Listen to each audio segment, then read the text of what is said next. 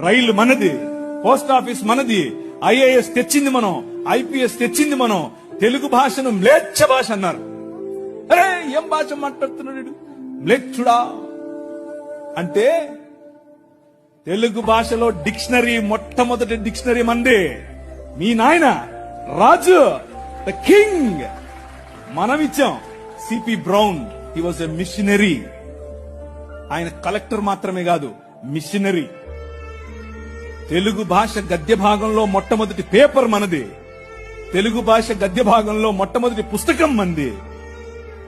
వీళ్లకు వాళ్ళ సొంత రామాయణం, మహాభారతాలు కూడా ట్రాన్స్లేట్ చేసుకునే దిక్కు లేదు. అది చేసింది మనమే.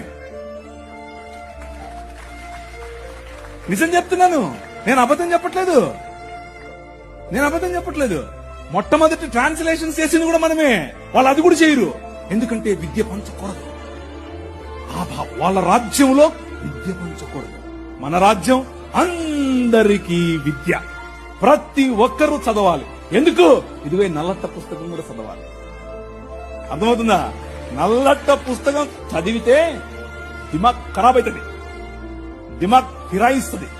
మనిషి వెంటనే మనిషి అవుతాడు. ఈ రాజ్యం మనుషుల కోసం రాజ్యం. ఆ రాజ్యం తలకాయలో నుంచి వచ్చిన వాళ్ళకి మాత్రమే రాజ్యం, భుజాల్లో నుంచి వచ్చిన వాళ్ళకే రాజ్యం.